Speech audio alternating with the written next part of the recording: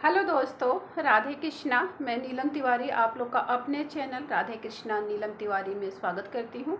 उम्मीद करती हूँ आप लोग स्वस्थ होंगे, मस्त होंगे और भोलेनाथ की कृपा आप सभी भक्तों पे बनी रहे। जैसा कि आप जान रहे हैं कि सावन मास शुरू होने वाला है, तो सावन मास में कुछ चीज़ें जो होता है कि घर में लाना या तो मंदिर में दान करना बहुत ही शुभ माना जाता है। और ये जो सावन महीना होता है खुद में ही खास होता है, क्योंकि ये भोले बाबा का महीना होता है। ये महिलाओं के सजने संवरने का महीना होता है, भोलेनाथ से आशीर्वाद और अपने सौभाग्य को मांगने का महीना होता है। तो चलिए इन्हीं सब चीज़ों की बात में चर्चा करते हैं। इससे पहले अगर आप लोग मेरे चैनल पे नए हैं तो प्लीज़ मेरे चैनल को सब्सक्राइब कर दीजिए, बेल आइकन को प्रेस कीजिए ताकि मेरी वीडियो का नोटिफिकेशन सबसे पहले आप तक पहुंचे। तो देखिए, जब सावन महीना जो 2025 में है वो 11 जुलाई दिन शुक्रवार को शुरू हो रहा है।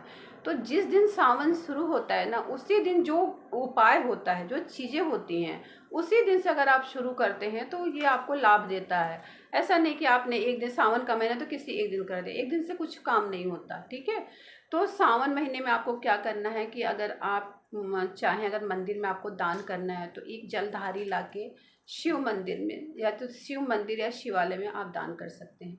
एक घंटी जो है वो भी मंदिर में दान कर देते। अगर जितने भी लोग आ जाएंगे और आपका दिया हुआ जो घंटी अगर वहाँ पे लटका हुआ और ऐसे ऐसे करेंगे तो आपके घर में जितनी भी नकारात्मक चीज़ें हैं, जितने भी कहते हैं ना कोई किया कराया होता है, सब दूर होता है।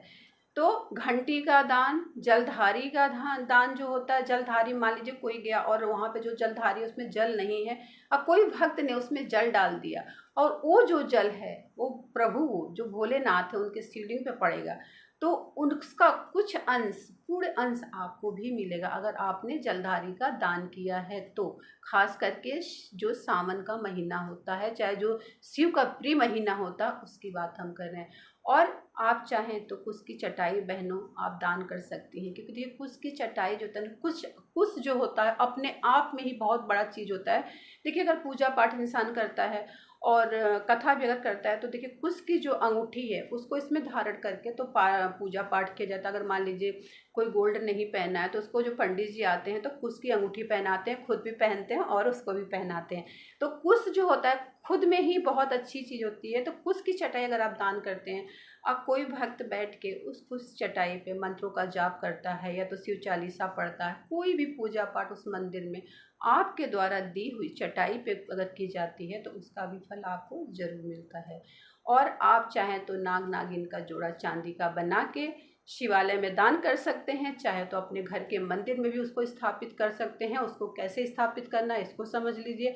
अगर आप लाते हैं बना के, तो उसको पहले दूध से उसका अभिषेक करना है, फिर उसके बाद अपने मंदिर में जहाँ पे आपने शिवलिंग रखा है वहाँ पे उसको रख देना है।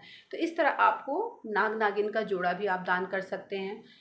ये चीज़ें, तीन चार चीज़ें जो होती हैं दान कर दीजिए। और नहीं तो आप चंदन का दान करिए, जो चंदन आता है, चंदन अगर आप दान करते हैं तो मंदिर में उसका भी लाभ आपको अवश्य मिलता है। तो मंदिर में आप चंदन का, जो लकड़ी वाली चंदन आता है जो घिसने वाला आता है, उसको आप शिवालय में दान कर सकते हैं। जो वहाँ के पंडित हैं शिवालय के, जो पूजा पाठ करते हैं, सफाई करते हैं, अगर वो सुबह उन्होंने प्रभु का श्रृंगार किया और आपके चंदन को उनके ऊपर लगा दिया तो सोने पे सुहागा हो जाता है। तो इन सब चीज़ों का ये, लेकिन दान जो होता है, दान हमेशा गुप्त करना चाहिए।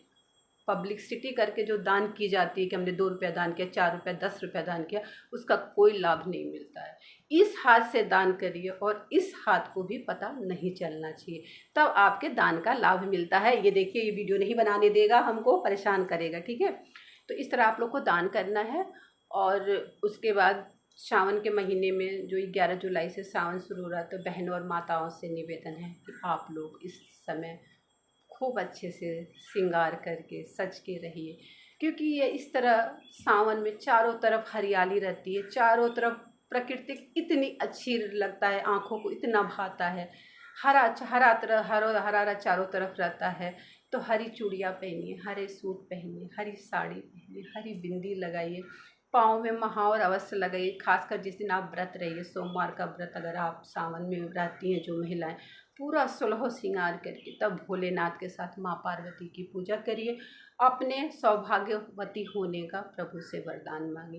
देखिए एक छोटा सा उदाहरण हम आपको दे रहे हैं कि अगर हम सुबह उठते हैं, बड़े अस्त व्यस्त रहते हैं ना, तो अपना भी मन नहीं लगता, अरे कैसा लग रहा है ना, और अगर सामने वाला भी कोई देखता है तो उसको भी कोई खास प्रभाव नहीं पड़ता। इसीलिए अगर आप भगवान से मिलने जाइए ना, तो थोड़ी नज़ाकत में जाइए, सज संवर के जाइए, ताकि प्रभु को लगे कि मेरा प्यारा भक्त मेरे पास आया है। तो इस तरह आप लोग शौक श्रृंगार करिए। चूड़ियों का दान भी आप कर सकती हैं। चूड़ी का दान का मतलब है, देखिए चूड़ी का दान मंदिर में दान नहीं करना है। मंदिर में तो मान लीजिए अभी हरियाली तीज आएगी, हरतालिका तीज आएगी, बहुत ऐसे जितने सारे त्यौहार सब सावन में ही शुरू हो जाते हैं, रक्षाबंधन आएगा। लेकिन अगर आप चाहते हैं कि अपने सौभाग्य में वृद्धि हो और हमारा जो सुहाग अखंड बना रहे, देखिए लिखनी तो कोई नहीं टाल सकता, लेकिन हम महिलाएं जो हैं कुछ उपाय तो कर सकते हैं ना अपने सुहाग की रक्षा करने के लिए। क्योंकि ये टाइम बहुत ऐसा चल रहा है कि इंसान डरता ही रहता है कब क्या हो जाए। तो आप अगर मान लीजिए कि आपके आस पड़ोस में कोई महिलाएं हैं, तो जो सावन शुरू होता है, सावन शुरू के एक दिन पहले आप 5-6 डिब्बा आप चूड़ी हरी लेती आइए। नहीं अगर आपका सामर्थ्य है तो प्लेन चूड़ी लाइए, जितनी सुहागिन है एक एक डिब्बा थमा दीजिए। और ये बड़ा अच्छा चीज़ होता है, क्योंकि देखिए जहाँ हम रहते थे वहाँ पे एक बहुत बुजुर्ग महिला थी और काफ़ी उनको नॉलेज था पूजा पाठ का, हर चीज़ का, और उनसे मेरी वार्तालाप होती थी जब तक हम वहाँ पे थे। उन्हीं की दी हुई हरी चूड़ी हमने हमेशा पहनी है, क्योंकि वो जो आंटी जी थी, वो जैसे सावन का पहला दिन आता था सबके गेट के पास जाके एक एक डिब्बा चूड़ी देती थी। तो एक दिन हमने पूछा, आंटी आप ऐसा क्यों करती? तो उन्होंने पूरा विस्तार से बताया। वो कम से कम रही होंगी 60-65 की एज की हो रही होंगी। तो देखिए ज्ञान अगर कहीं से मिले तो लेने में कोई बुराई नहीं है। तो इस तरह आप लोग चूड़ी का दान कर से बिंदी दे सकती हैं सुहागिन महिलाओं को। अगर नहीं देना चाहती हैं तो घर में ही ननद है, जिठानी है, देवरानी है, इन्हीं लोग को दे दीजिए, ठीक है, जैसा आपको करना है।